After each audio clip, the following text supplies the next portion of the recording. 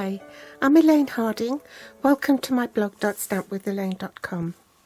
Today's project is this one. It's a little gift bag, and I've made it with the gift bag punch board, which is a tool in Stampin' Up's annual catalogue. It's been around for a while, and it's also time I gave it a bit of an airing. The stamp set I'm using is the Birthday Cheer Cling stamp set. You can buy it separately, or if you'd like the dies that coordinate with it, called the Detailed Birthday Edgelit dies. One with a cupcake and one with the presents. And then there's a gift tag here and also a cupcake, which will coordinate with this. I've used the edgelit on my box, and I've only done just the one side so that you know which is the front and which is the back. I also die cut several in different colours so that I could do a bit of paper piecing. If you're not familiar with the gift bag punch board, there's a punch up here which will punch out the tags. You can see the tags there.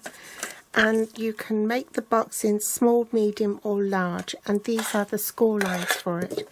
There's also a diagram here.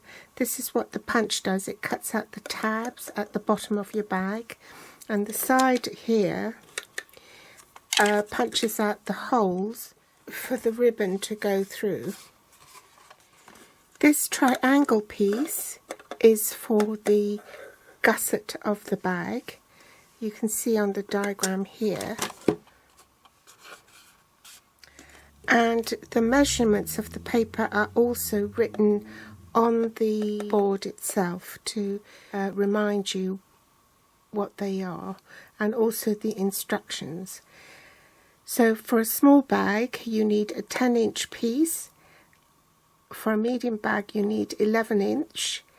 For a large bag it's 12 inches for the width, and then the height of the bag can be determined by you, whether you want it tall or short or medium. The other materials you need are some inks. I've got Coastal Cabana and Tuxedo Black here, glitter enamel dots, Coastal Cabana and Granny Apple Green reversible ribbon, a Big Shot and magnetic platform.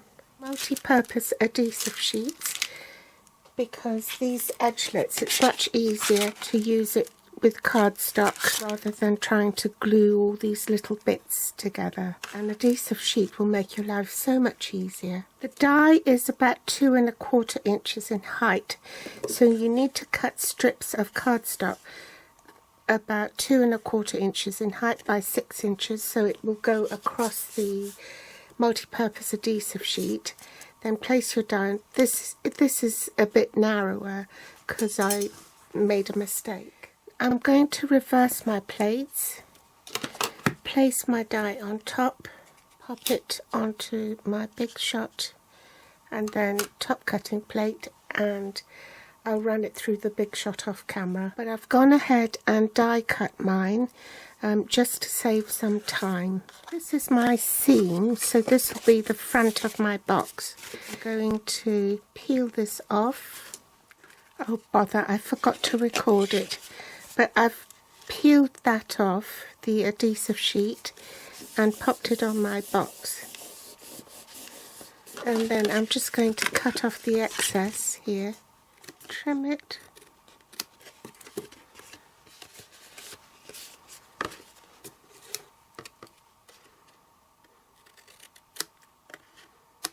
So I've got a piece of 12 by 6 inch cardstock here in Granny Apple Green. We start at the start line. This line here, it's marked start line.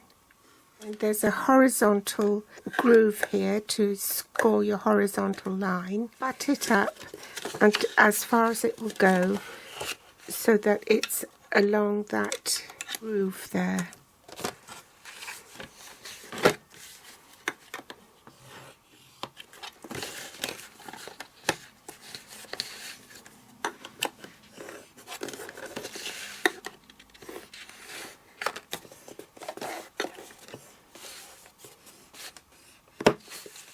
Okay, I've got a horizontal line all along there.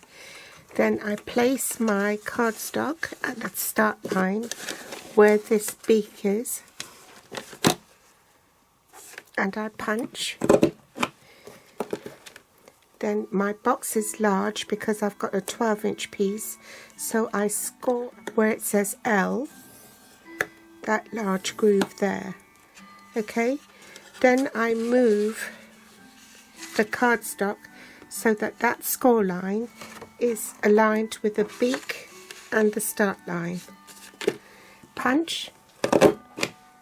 Now this time I want the side.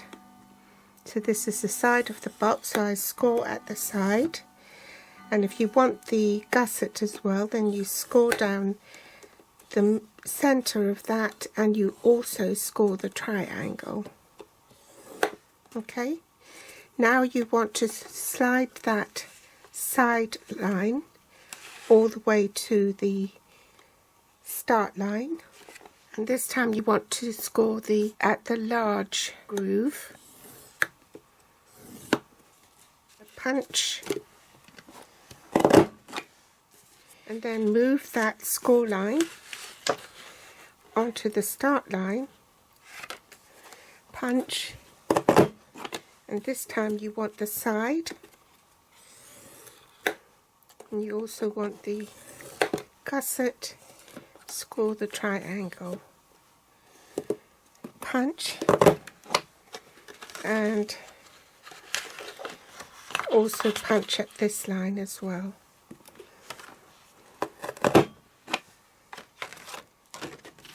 Now we need to punch the holes for the ribbon to go through.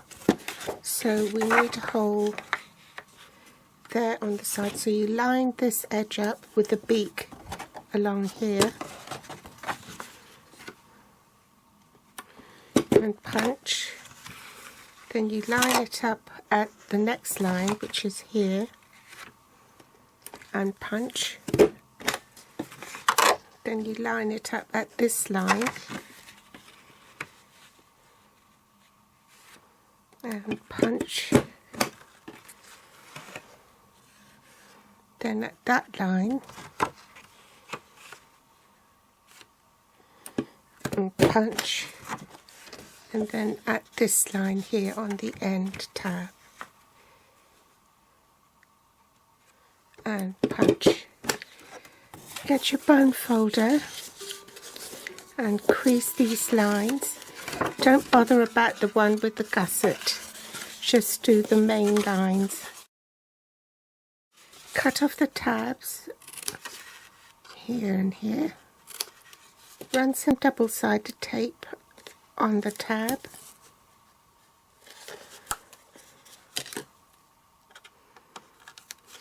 Burnish the lines on here as well. The seam is here, then that will be the front of your box, so that one will need double-sided tape. So you want double-sided tape on the edge. Remove the double-sided tape and fold that together to seal it. And pinch the sides, and then the gusset will form itself. Now you can see I've got a lot of little pieces left over from die cutting the other edgelets. I'm going to go away and do it off camera because this is quite time consuming. I'll be back. So basically I want to get that sort of effect. Got one last piece to go in there. And now I'm ready to assemble the box. So this is the front. So if you put the two tabs in first, the back one, take the backing strip off the double-sided tape, glue it together. Then you can pinch that, and we need to do our tag now. Scrap of Coastal Cabana, and I've got my Stampin' Up. I'm just going to ink it up in Tuxedo Memento black ink, stamp on it. coloured cardstock is less absorbent than Whisper White, so that's why I've put it on the Stamper Artist, because if needs be I will stamp it again. I'm going to stamp this stamp in Coastal Cabana. Bring in my Big Shot, base cutting plate, cardstock, cutting edge face down, pop that on top cutting plate, and then I'll go and run that through the Big Shot off camera. Now to thread the ribbon, I will do it on the roll because I don't really know how much I need. The handle to be in proportion with the bag, and you also need a bit extra to just trim off the ends and also to tie a knot. So just do it by eye. I want the granny apple to be showing. Tag is on the wrong side. It needs to be on this side. It's better. So this bit goes inside the box.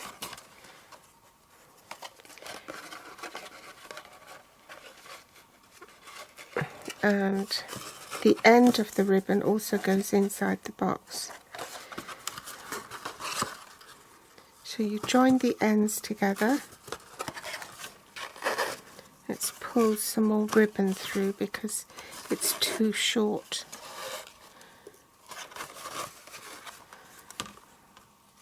I think that's about right. So you want the handle to be enough to get your hand through.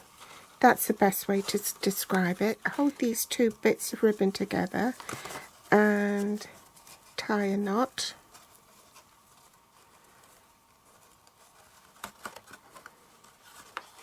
Then tie it tight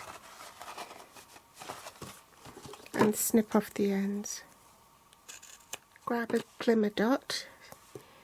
Now, do I want the blue or the granny apple green?